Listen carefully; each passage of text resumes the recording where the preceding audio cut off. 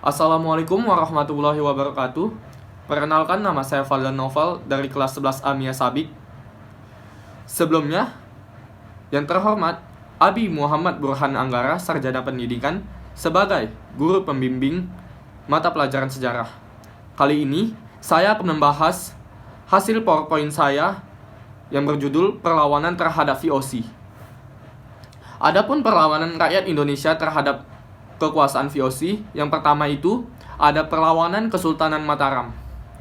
Pada awalnya, Mataram dengan Belanda menjalin hubungan baik. Belanda diizinkan mendirikan benteng yang bernama Loji untuk kantor dagang di Jepara. Belanda juga memberikan 2 meriam terbaik untuk kerajaan Mataram. Terjadi perselisihan antara Mataram dan Belanda pada tanggal 8 November 1618. Gubernur Jenderal VOC Jan-Pieter Zoon-Truyn memerintahkan Van der March menyerang Jepara. Raja Mataram, Sultan Agung, segera mempersiapkan serangan terhadap kedudukan VOC di Batavia. Serangan pertama dilakukan pada tahun 1628. Pasukan Mataram yang dipimpin Tumenggung Baurekso tiba di Batavia tanggal 22 Agustus 1628. Upaya serangan tahap pertama gagal. Tidak kurang 1.000 prajurit Mataram gugur. Mataram segera mempersiapkan serangan kedua dipimpin Kiai Adipati Juminah, Kiai Apuger, dan K.A. Purbaya. Serangan dimulai tanggal 1 Agustus 1629 dan berakhir 1 Oktober 1629. Serangan kedua gagal karena faktor kelemahan serangan pertama. Lumbung padi persediaan makanan banyak dihancurkan Belanda. Perlawanan terhadap kekuasaan VOC juga dilakukan oleh Pangeran Mangkubumi dan Mas Said. Yang kedua, perlawanan Kesultanan Goa. Goa merupakan lalu lintas perdagangan antara Malaka dan Maluku.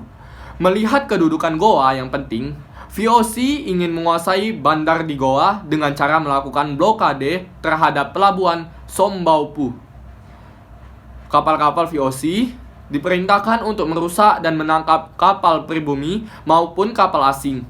Akibatnya, Raja Goa, Sultan Hasanuddin, mempersiapkan pasukan dengan segala perlengkapan untuk menghadapi VOC dengan cara benteng-benteng dibangun di sepanjang pantai kerajaan.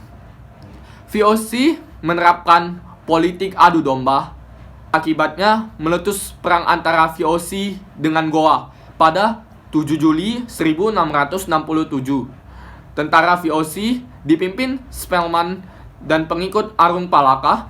Perselisihan diakhiri dengan ditandatanganinya Perjanjian Bongaya. Isi perjanjian Bongaya tersebut, yang pertama, Goa harus mengakui hak monopoli. Yang kedua, semua orang barat kecuali Belanda harus meninggalkan wilayah kekuasaan Goa. Yang ketiga, Goa harus membayar biaya perang. Dan yang keempat, sekaligus terakhir, di Makassar dibangun benteng-benteng VOC. Mungkin itu saja yang dapat saya sampaikan tentang PowerPoint yang saya buat. Lebih kurang saya mohon maaf. Wabillahi taufiq wal hidayah. Wassalamualaikum warahmatullahi wabarakatuh.